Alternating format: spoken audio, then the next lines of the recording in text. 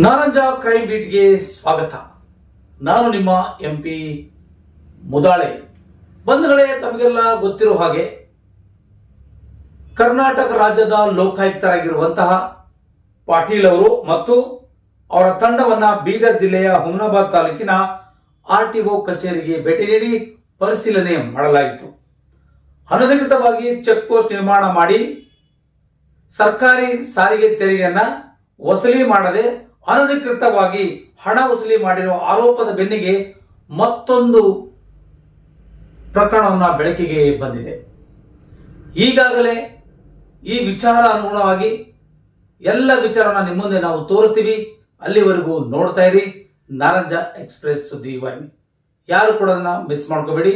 ದಯವಿಟ್ಟು ಯಾರಿನ್ನೂ ನಮ್ಮ ಸುದ್ದಿವಾಹಿನಿಗೆ ಸಬ್ಸ್ಕ್ರೈಬ್ ಮಾಡ್ಕೊಳ್ಳಿ, ದಯವಿಟ್ಟು ಸಬ್ಸ್ಕ್ರೈಬ್ ಮಾಡ್ಕೊಳ್ಳಿ ಮತ್ತು ಲೈಕ್ ಮಾಡಿ, ಶೇರ್ ಮಾಡಿ, ಕಮೆಂಟ್ಸ್ ಮಾಡೋ ಮೂಲಕ ಸುದ್ದಿವಾಹಿನಿಗೆ ಬೆಂಬಲಿಸಬೇಕಾಗಿ ಮನವಿ ಮಾಡಿಕೊಳ್ಳುತ್ತದೆ.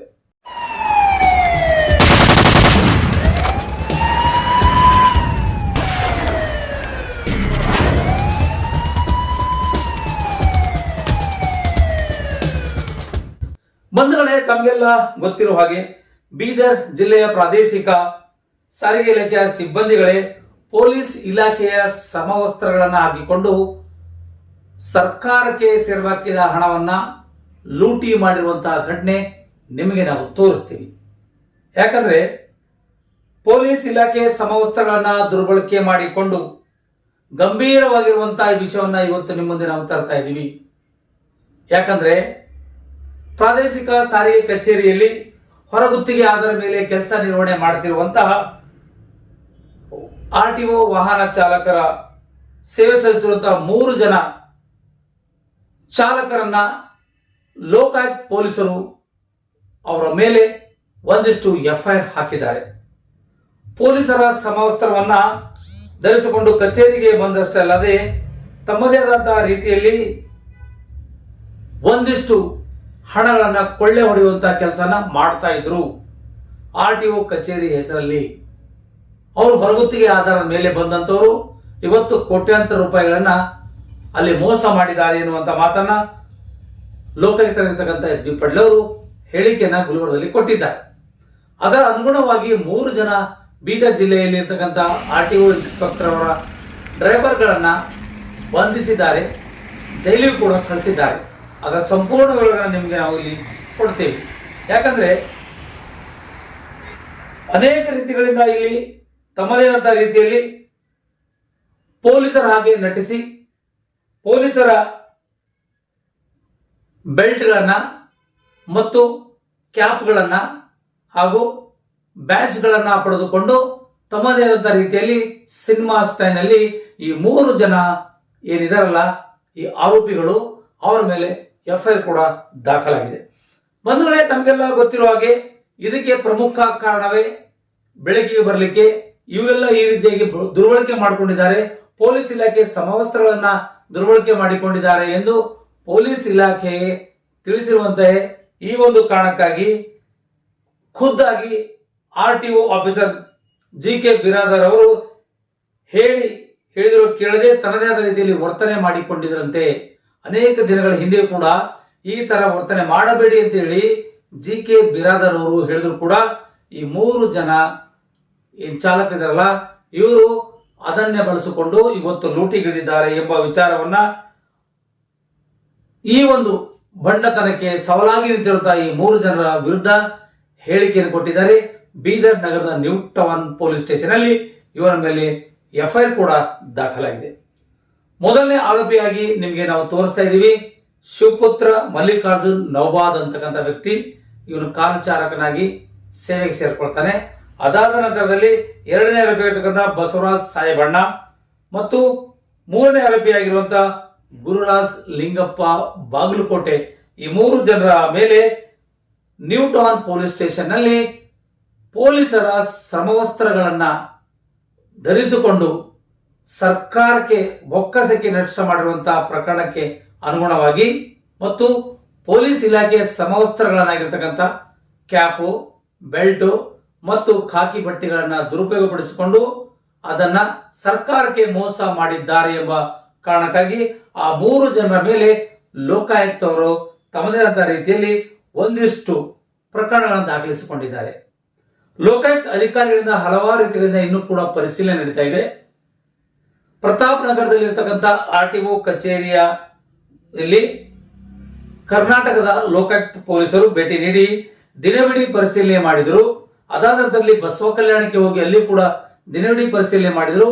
ಅದಾದ ನಂತರದಲ್ಲಿ ಕೆಲವೊಂದು ವಿಶೇಷವಾಗಿರ್ತಕ್ಕಂಥ ವಿಷಯಗಳನ್ನ ಕೂಡ ಹೊರ ಹಾಕಿದ್ದಾರೆ. ಕಚೇರಿ ದಾಖಲೆಗಳನ್ನ ಪರಿಶೀಲನೆ ಮಾಡಿ ಸಿಬ್ಬಂದಿಯನ್ನ ಪ್ರತ್ಯೇಕವಾಗಿ ವಿಚಾರಿಸಿದ ಅಲ್ಲದೆ ಮತ್ತು ಆ ಕೆಲವೊಂದು ಹೊತ್ತಿನಲ್ಲಿ ಸರ್ಕಾರಕ್ಕೆ ಮತ್ತು ಪೊಲೀಸ್ ಇಲಾಖೆಗೆ ಸಮವಸ್ತ್ರವನ್ನು ಮತ್ತು ಪೊಲೀಸರ ಸಮವಸ್ತ್ರವನ್ನು ಧರಿಸಿಕೊಂಡು ಸಾರ್ವಜನಿಕರಿಂದ ಹಣ ಲಪ್ಟಾಯಿಸುವುದು ಮತ್ತು ಲೂಟಿಗಿರುವುದು ಕಂಡು ಬರುತ್ತದೆ.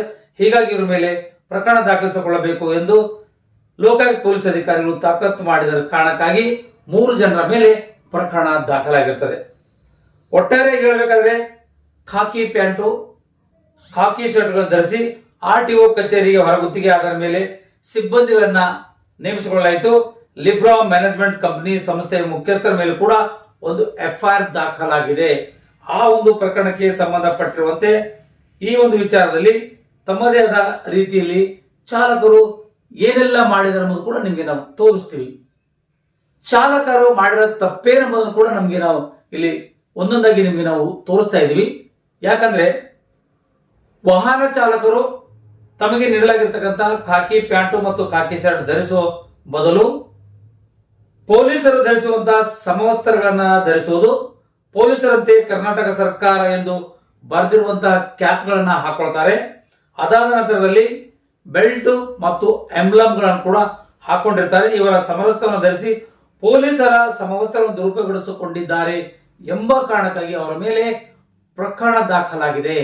ಹಾಗಾದರೆ ಬೀದರ್ ಜಿಲ್ಲೆಯ ಪೊಲೀಸ್ ವರಿಷ್ಠಾಧಿಕಾರಿಗಳಾಗಿರ್ತಕ್ಕಂಥ ಪ್ರದೀಪ್ ಗುಂಟಿಯವರು ಕೂಡ ಇವರ 3 ಜನ ಆರೋಪಿಗಳ ಮೇಲೆ ಮತ್ತೊಂದು FIR ಹಾಕಿದ್ರು ಕೂಡ ಹಾಕಬಹುದು ಎನ್ನುವಂತ ಪ್ರಶ್ನೆಯಲ್ಲಿ ಕಾಡ್ತಾ ಇದೆ. ಹಾಗಾದರೆ ಈ ರೀತಿಯಾಗಿ ಮಾಡಿಕೊಂಡು ಬಂದಿರತಕ್ಕಂಥ ಅನೇಕರು ತಮ್ಮದೇ ಆದ ರೀತಿಯಲ್ಲಿ ಈ ಒಂದು ಪ್ರಕರಣಕ್ಕೆ ಸಂಬಂಧಪಟ್ಟಿರುವ ಹಾಗೆ ಗುಲ್ಬರ್ಗದಲ್ಲಿ ಕರ್ನಾಟಕ ಲೋಕಾಯುಕ್ತರಾಗಿರುವಂತಹ ಪಾಟೀಲ್ ಅವರು ಪತ್ರಿಕಾಗೋಷ್ಠಿಯಲ್ಲಿ ಹೇಳಿಕೆಯನ್ನು ಸಹ ನೀಡಿದ್ದಾರೆ. ಏನ್ ಹೇಳಿದ್ದಾರೆ ಅನ್ನೋದು ಕೂಡ ನಿಮಗೆ ನಾವು ತೋರಿಸ್ತೀವಿ ನಮ್ಮ ನಾರಾಜ್ ಎಕ್ಸ್ಪ್ರೆಸ್ ಸುದ್ದಿ ವಾಹಿನಿಯಲ್ಲಿ. ಬನ್ನಿ ಹಾಗಾದ್ರೆ ಏನ್ ಹೇಳಿದ್ದಾರೆ ಅನ್ನೋದನ್ನ ನೋಡ್ಕೊಂಡು ಬರೋಣ ಇವತ್ತಿನ ಸುದ್ದಿ. ಚೆಕ್ ಪೋಸ್ಟ್ನಲ್ಲಿ ಬೋತ್ ಬೀದರ್ ಮತ್ತು ಇಲ್ಲಿ ಆಳಂದ ಅಲ್ಲಿ ಚೆಕ್ ಪೋಸ್ಟ್ಗಳನ್ನು ನೋಡಿದ್ದೀವಿ. ಚೆಕ್ ಪೋಸ್ಟಲ್ಲಿ ಅನ್ಅಥರೈಸ್ಡಾಗಿ ಒಂದು ಚೆಕ್ ಪೋಸ್ಟ್ ಓಪನ್ ಮಾಡಿದ್ದಾರೆ.